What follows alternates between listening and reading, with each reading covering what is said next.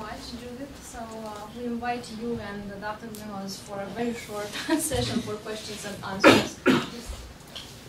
And as we just so Dr. Munos emphasized some of the advantages of open science models, and Judit Rius talked about the need to link R&D priorities to health needs, and some of the challenges, the opportunities of the challenges of R&D and binding treaties. I would like to, we know that there are not only advantages and opportunities, but also challenges, and we want to open the session for questions. So, yes, please. Hi, my name is Kostas Loudis. I'm a biomedical consultant. One of the criteria that we've been using all along is return on investment.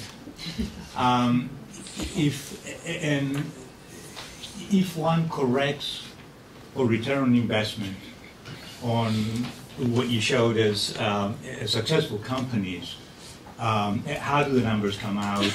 And secondly, is this focus on return on investment really part of the barrier in being able to be more innovative, because one chooses markets that will return, spend more, get more, that sort of thing? This is a fascinating question. I'll try to be short. But first thing is that the return on investment on R&D investment in pharmaceuticals today is terrible. We know about it from the mouth of Chris Wiebacher, who was the CEO of Sanofi, who eventually decided to break rank with the rest of the industry and disclose that for every dollar that is invested in R&D, in drug R&D today, we only get 70 cents back. Now, this is, value destruction on a massive scale. We also know from one of the data houses, Evaluate Pharma, which probably sells the best quality data around, that they calculate the NPV of the pipelines of the major pharmaceutical companies. Now, there's a lot of questions associated with that, but let's assume that they get it right. And he compares that with what was invested to produce that pipeline. And basically, companies have invested tens of billions of dollars to create a pipeline that is worth 20% of what they've spent to create it. So however you look at it, the return on investment today is terrible. Now, this is not the way it used to be. The pharmaceutical industry became great because it delivered, over the last century, enormous value to society. But it delivered that value by embracing a business model that was radically different from the one that it has embraced in the last 10, 15 years. The business model that was successful was one that followed scientific opportunities wherever they could be found. And oftentimes, it led drug companies to disrupt themselves, basically, every generation. In the last 15 years, we've seen non-scientists taking over the industry and wanting to change that, working very hard to make the industry more predictable. Take the processes that I've learned in business school, whereby you take a very rational approach. You decide which markets are big, and therefore you're going to design drug for those markets and all that sort of thing. The problem is that this is not the way science works. Science and innovation is a very non-linear process, and I have some slides, backup slides, which I didn't show. But basically, that demonstrates that over the last 60 years, science comes in waves.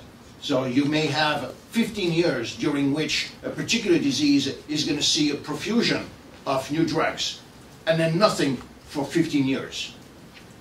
So if you're a scientifically illiterate CEOs, and unfortunately those are the ones that dominate the industry today, and insist that, my gosh, I've got this drug coming out of patents, I need a replacement drug for it, so you scientists give me a replacement drug. Scientists are very smart people, and they're going to do what, the best they can. But if science isn't ready to deliver innovation at that point in time, what they will, discover is a tepid, new compound that is really no better what's out there. And we've seen lots of that. And when you follow that logic, you go from a model that creates a lot of value to a model that is, very incremental and doesn't offer the return on investment than it used to do. In the interest of time, I think we'll take one last question. I'm really sorry. I see so many hands. Maybe you can take several. I think we'll shift to this. Maybe you can take several and just have them answered. Okay, sure. Then let's hear 2 or 3 questions. So I'm a student at UNC's Gillian School of Global Public Health. And my interest is in family planning, and there is a lack of innovations for contraception. Great need for that. So for those of us who are coming from an issue perspective, and I was wondering if you had some take-home messages for how we could incorporate your lessons into, getting more innovations in our interest area in terms of for contraception or whatever anyone else's interest is. Okay. And this is a question for you. I'm Larry Helfer at Duke Law School. So there's big news about this framework convention being proposed, and it raises the stakes in many ways because rather than sort of being an idea that's floating around, if it were to be approved at the Assembly next month, then you actually have the beginnings of a process leading to a binding international agreement.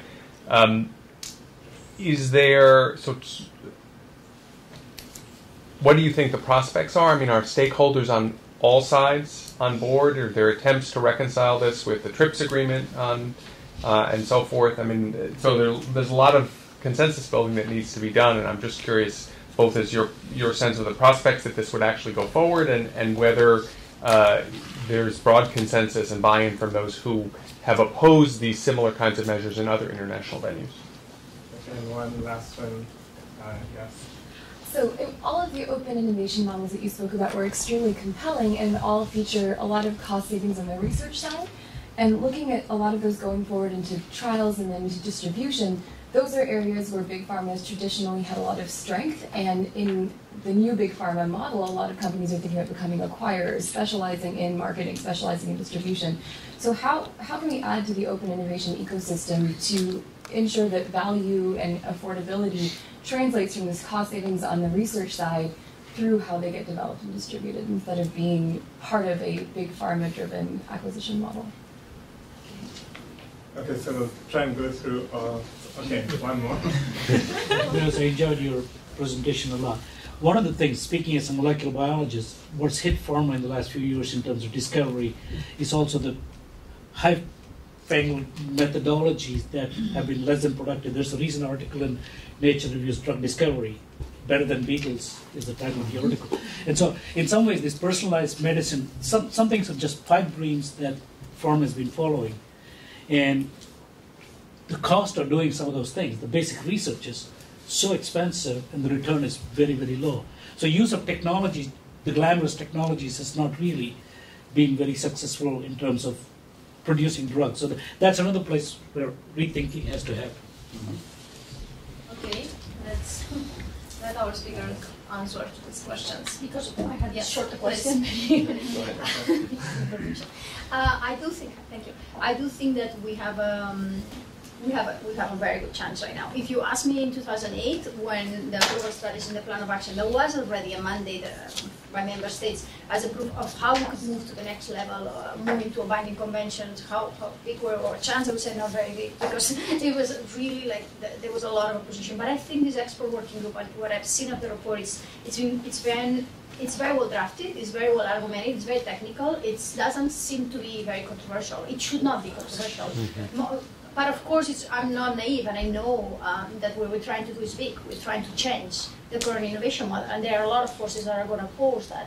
So I don't think it's going to be easy, and I do think it will require a lot of diplomacy skills that we as a have. It's going to be mostly member-driven, hopefully, and member states hopefully will be able to present this in a way that moves forward. I am optimistic, but independently of what happens in this process, meaning independently of the end, we get a binding convention or not, we get a soft or a norm, or we get a binding norm, or even if we don't get a norm, or we don't get any norm at all, I think this has already started to change the world, and it started 10 years ago because it's starting to give a mandate to member states to look and to industry and to any stakeholder that's looking at innovation at these issues differently. So for me, the issues of the linkage, independently if they at the end are part of a binding convention or not, should already start to be implemented when we look at innovation models at the US government level, at the European level, at developing country level. When the Indian model that's doing a lot of very good job, very good work on TV that my predecessor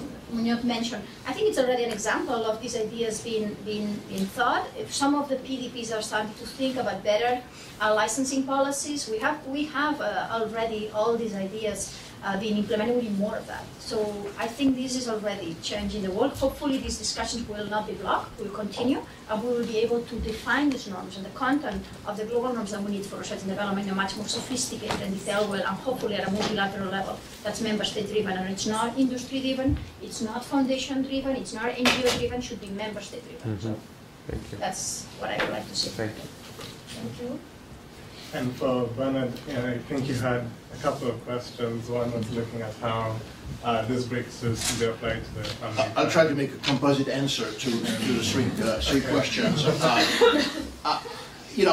We know from the study of innovation in the last century that there's 4 proven pathways that can deliver innovation. The first one is do high-risk and conventional research. That what the industry has done for most of the last century. We know that works, that delivers innovation. Now, high risk and conventional is spooky to lots of people, especially non-scientists, but it works.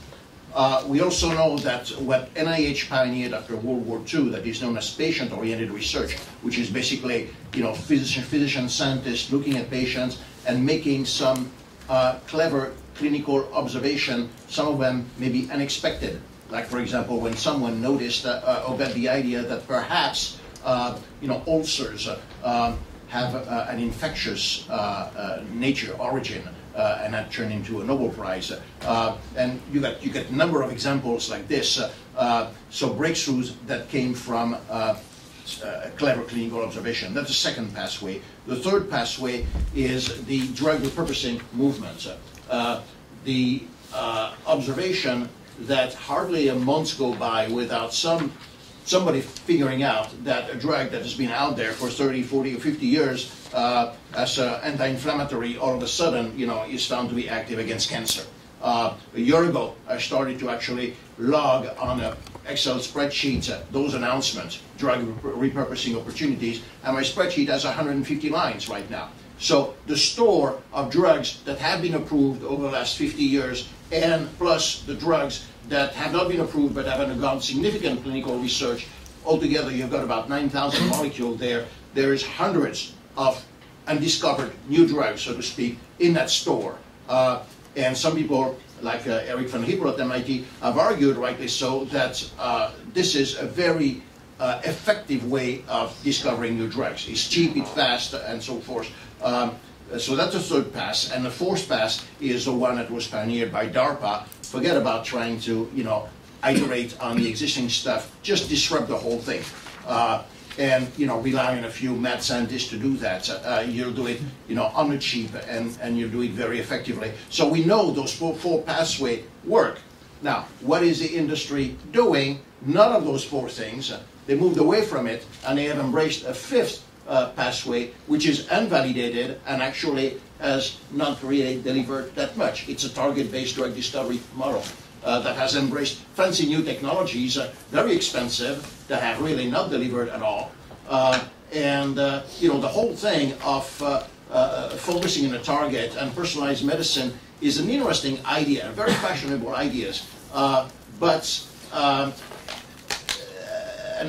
very elegant, but unfortunately, probably flawed in a sense that biology is not a predictive science.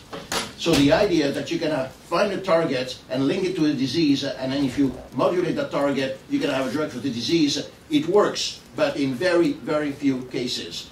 Most of the time, it will not work because, the redundancy that pervades biological network will see to it that, will buffer what you're trying to do.